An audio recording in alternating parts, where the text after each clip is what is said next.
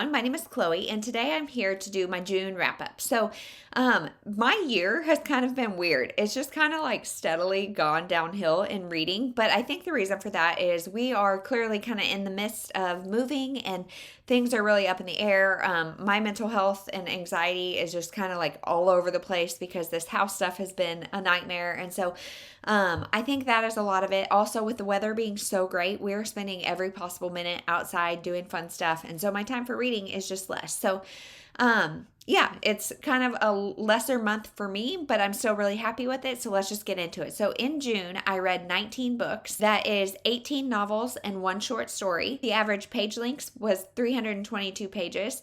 I read a total of 6,313 pages, which is about 210 pages a day. So when I'm saying like I slowed down a little bit, I am still really, really, really happy with that.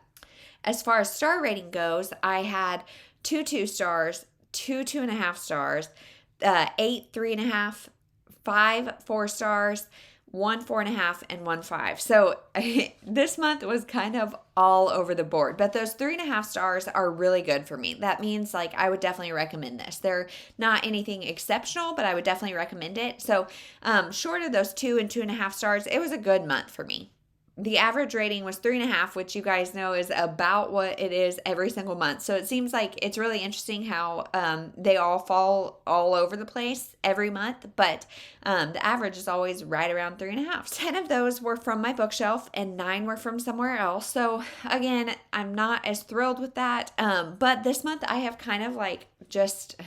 I don't know, like resigned to the fact that we are going to be moving a lot of books. And I've kind of been like, okay, what's 10 boxes versus 12 boxes? It's a lot of books. And so I'm not pushing quite as hard to read off my shelves, but yeah, I'm going to do better this month. I read 2 from Audible, 1 from Hoopla, 1 from Kindle Unlimited, 4 from the Brooklyn Public Library, which if you guys have not seen my video about that, I will link it up above and down below. 4 from my local library, 4 from Libro FM, and 2 from NetGalley.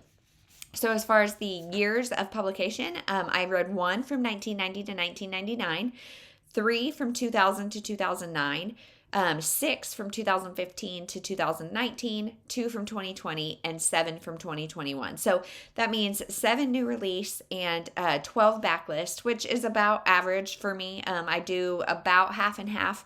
I'm trying to stay off of NetGalley, and so I'm hoping like that backlist number will go up a little bit. The exception being anything I'm sent from a publisher, I will read as long as it's either solicited or unsolicited. I'm interested in it. So that new release number will continue to be there. It won't ever be 100% backlist, but I would like to bump up more of that backlist because that means I'm reading more off my shelf. So as far as genre, I have 5 contemporary, 5 romance, 3 women's fiction, 2 thrillers, and 2 nonfiction. So that contemporary, romance, women's fiction, those are all just my different like definitions, and so they're all kind of wishy-washy, and that definitely like that general category was my main reading. I also read 1 historical and 1 dystopian. I didn't see that, but so those are fun and new and not something I always read. I read 3 male authors, 15 female authors, and 1 that have multiple authors. I did 4 buddy reads and 1 readathon. And I read all of my TBR except for I swapped the unread shelf challenge.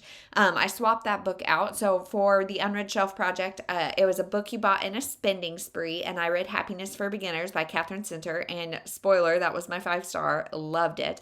And then for the Read Your Bookshelf challenge, I read, it was Animal on the cover, and I read The Match by Sarah Adams. So those are all the stats for the month. Now let's get into the book. So because I do vlog constantly, I'm not going to go too much in depth about these books because you've probably heard me talk about them. So I will link the vlog playlist below. I try to always put the picture of the book in the thumbnail. So if there's any specific book you're looking for, you can definitely go see more of my thoughts there. So I'll just go through the books in the order that I read them as well as the star rating. And so let's just get started. So the first was One Last Stop by Casey McQuiston, and I really like this. I gave it 4 stars. It's about 2 girls who meet on the subway, and One of them is stuck in the 1970s. So I love the New York vibes. I love the sapphic romance. I love the friend group. It was a great book.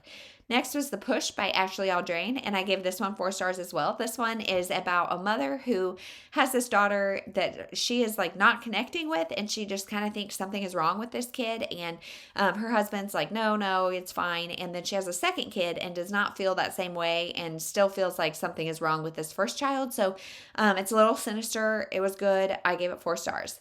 Next was Big Summer by Jennifer Weiner, and I gave it 3.5 stars, and I'm kind of thinking that might have been generous. So this is a women's fiction about this plus-size Instagrammer, I think. She's an influencer of some sort, and her old best friend, who was terrible to her, comes back and says, hey, like, I'm getting married and I need somebody to be in my wedding. And so she does. And right there, I'm like, girl, just say no. Like, that is not a good idea. But so the whole first half of the book is getting to know our main character, getting to know this friendship and the history with the friendship. Very, very women's fiction-y. And then at about 50%, it flips into this cozy mystery, kind of murder mystery thing. And the tone switch was just not great for me. I didn't love that. So that may be more of a 3-star, but I gave it 3.5.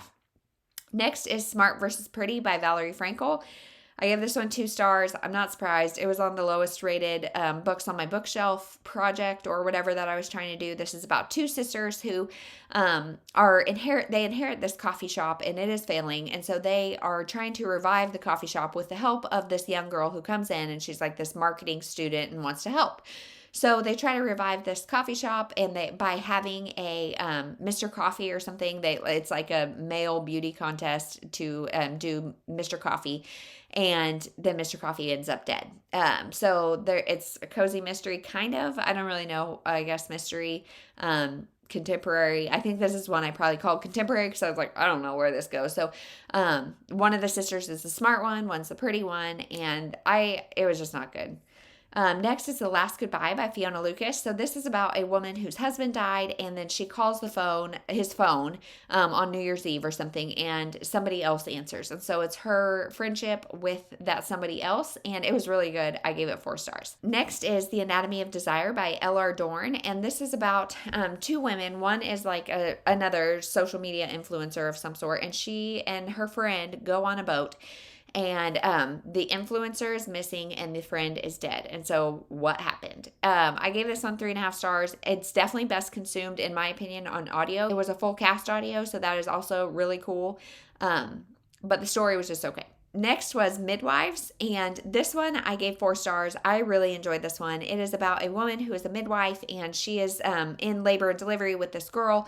It's a snowstorm, like icy. She can't get to the hospital. Phone lines are down, etc. And the woman appears to have a stroke. And so our midwife takes it upon herself to cut her open and get the baby out and perform a C-section. And then, so of course the woman dies, and she is blamed for her death, saying she was not actually dead before she cut into her. So definitely like a courtroom drama, but still really, really good. Next was Evidence of the Affair by Taylor Jenkins Reid. This is the short story, and this I gave 3.5 stars because it's a short story. It's like 80 pages. You don't get a whole lot, but it is so good for what it is. So this is about a woman who finds out her husband is cheating on her, so she writes a letter to the other woman's husband.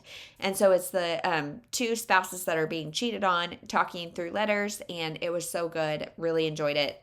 Shocker. I love everything Taylor Jenkins Reid puts out, so I'm really glad I finally got to that. Next is Sweethand, and this is about a baker and I think a musician or something. It is their romance. I didn't love it. 2.5 stars. I think I'm in the minority on that one, so I'm just going to move on from there and tell you that I read Scythe by Neil Schusterman. So the beginning of this book was like 5 stars. Setting up the world, I was so intrigued and excited, and as the book went on, like I thought some of the character motivations were a little off for me, and I don't know, I just kind of lost interest, and so I gave that 3.5 stars.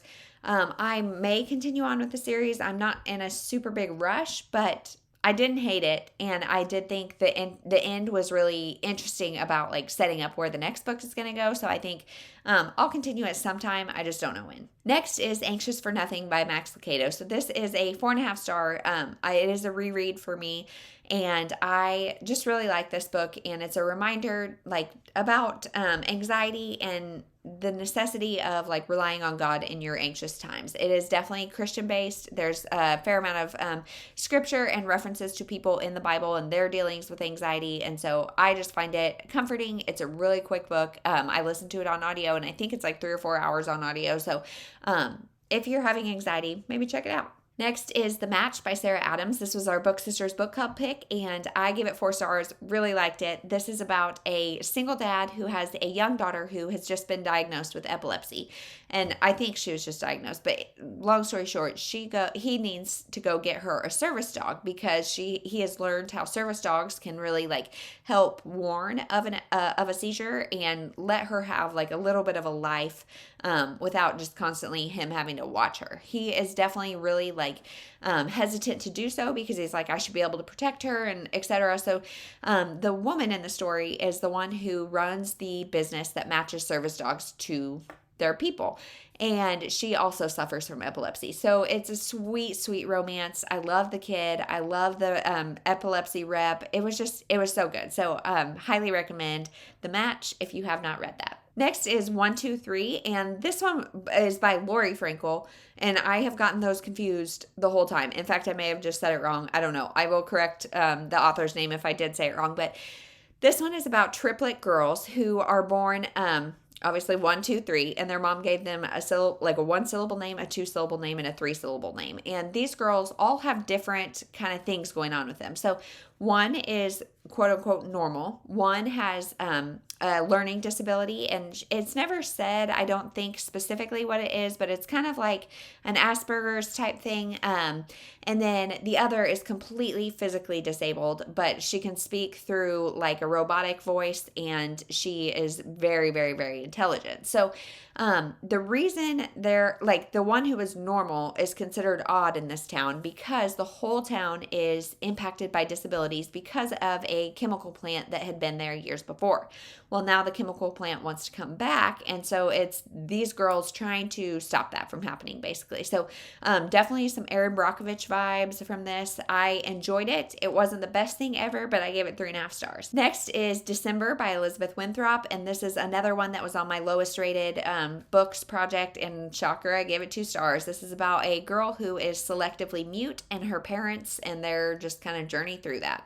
Next is The Girl Least Likely, and this one I gave 3.5 stars. This is about a girl, it's a YA contemporary, just about a girl who feels like she is the one least likely to do anything exceptional. She's got a brother and a sister who both kind of trump her on a lot of different things, and she finds her voice through comedy. And so she steals somebody's identity, like she is 17 or something, and so she takes a fake ID from somebody, a cousin's friend or something, to pretend to be 21, and she starts doing all of this stand-up. So the whole time we know the shoe is going to drop because she's got this fake ID and all of that kind of stuff. But I just love seeing her like come out of her shell, and books about comedy, especially in this like YA population, is not something I read a lot of. So I thought it was really interesting. Next is Salt to the Sea by Rita Petty. So this one I gave 3.5 stars.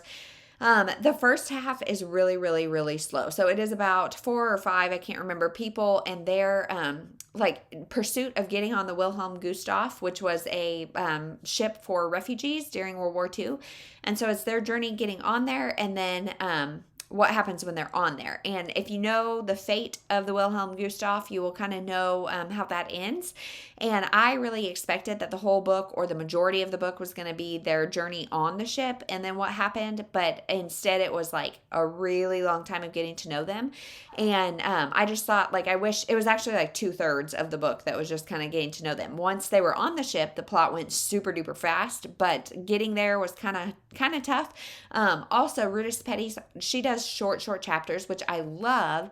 However, with that many perspectives, it was like one page, and it took me so long to like get my head around who everybody was. In fact, I started and stopped it over and over and over just to try to like and reread because I couldn't figure out what was going on. So not my favorite. I read Between Shades of Grey and liked that a lot better, but not writing her off, especially because I did like it, and her writing style and the way she brings to life real events that you don't hear a lot about is just exceptional. So enjoyed that one, but it's not my favorite. Next was Happiness for Beginners by Catherine Sinner, and this was a 5-star. Loved it. This is one of her backlist from, I think, 2015. This is about a woman who her husband leaves her, she gets divorced, and she decides to go on this like wilderness backpacking excursion to kind of toughen herself up and prove that she can do it. So that sounds great. I love that in and of itself, but her brother's best friend is also going, and they have always had, like, he's always pined after her, and she's always like, you're like my annoying little brother. And so she's not happy that he's going, and he has some disabilities that only she knows about, and there's a lot of like dual caretaking going on because of course she is like klutzy, this is not her thing at all, and he's like Mr. Perfect, Mr. Athletic, all of this kind of stuff. So there's a lot of great things about this. There's some seriousness, there's some heart, there's some funny stuff, and the brother's best friend and him pining after her and all of this like women empowerment. Like, I just love this book. It was so good. Next is Control Girl by Shannon Popkin, and this is a book again about my anxiety of this month. It's about 7 women in the Bible who strove for control, and how really it's an illusion to think that we have control of anything. God is the one in control. However, I gave this 2.5 stars because the author, you guys, like, if she would just take out her personal opinions on things, this would have been probably like a 4 or 5 star, because the biblical stories and the point of it was really great. But this author, she has the biggest judgy pants I have ever read in my life. She's talking about divorce. She's talking about all sorts of gender roles and how things should be, and that they're wrong if they're not, and they're not God blessed if they are not the way she thinks they should be. And I am shocked I made it through it because it was just so cringy. And then last is Waiting to Surface by Emily Listfield, and this one I gave 3.5 stars. This is about a woman who, her and her husband are in the process of divorce, and she's got, I think, a 6-year-old kid, and he goes to like his studio or somewhere in Florida with his mistress and then goes missing. So the police are saying he waded out to the river or to the ocean and drowned, and she's like, I'm not really buying it. Is he dead? Did he just run off? He had some mental instability throughout his life. He also abused alcohol. So what happened with this husband? And you're always just kind of waiting for him to surface.